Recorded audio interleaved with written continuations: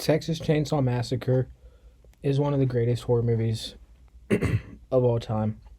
More specifically, one of the greatest slashers of all time. And I want to tell you why. Texas Chainsaw Massacre from 1974, in my eyes, is a flawless horror film, almost. And there's only like one or two nitpicky things, and I guess I'll go over them now. Some of the audio design and sound design is a little bit clunky, and also some of the editing is a little bit clunky as well. But they are setting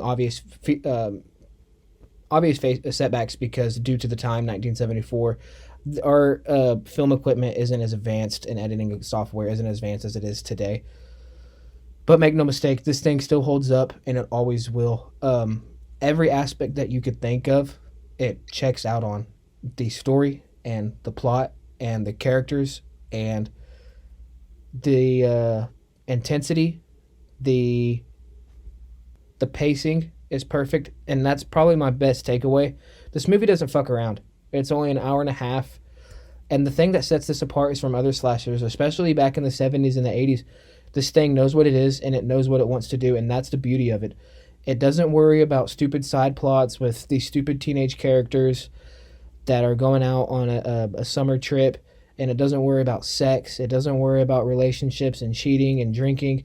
The typical slasher films, the reason that people call horror films stupid, it doesn't worry about this. They're teenagers that are going on an adventure and they get murdered. They're going on a summer vacay and they get murdered. But it doesn't focus on sex and drugs and alcohol. It focuses on them getting murdered. And not only murdered, but by the most sick and most twisted, evil family that you could think of. And back in 1974, they didn't know Leatherface like we do now. They didn't know that he was in a family that is just cannibals and they're sick and they're mentally deranged.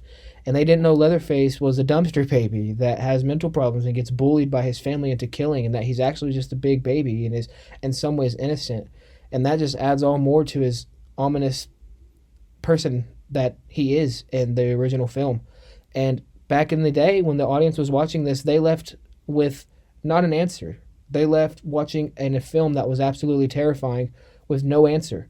And not every film has to have a cut and dry plot and, storyline and lore that most films do, because these films worry about, well, we got to leave the audience feeling complete, which this movie doesn't care about that. It just throws out almost all norms and it focuses on horror.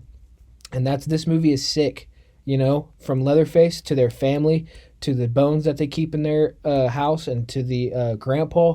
Like, what the hell is that? We didn't see this back in 74. This thing came out and absolutely blew minds, and that's why it's here to stay, and it always will. That's why Leatherface is as prominent as he is in the pop culture of horror. And just pop culture alone, everybody loves Leatherface. Everybody knows what the Texas Chainsaw Massacre is.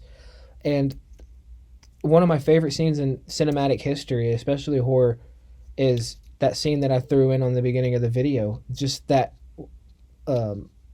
walk, that hallway, and that door frame. That doesn't even a door, it's just a frame, and the red wall in the background with all the animal carcasses and skulls on it. And he runs in and he stumbles, and Leatherface is right there. And that's the first time that the audience ever sees Leatherface in the world for the first time in film history. And it's amazing. You couldn't ask for a better entrance. And this movie, from start to finish, is such an experience, and it's quite terrifying.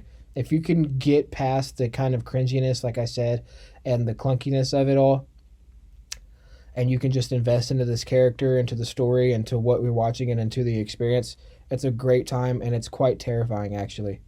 I would love to see this film be remastered. I don't want to see anything done with it. I don't want to see any character changes, any makeup changes, nothing. Nothing changed except the technical aspects of the film, better sound design, and maybe better acting, I guess, but that's nitpicky. That's too nitpicky. And a little bit better editing.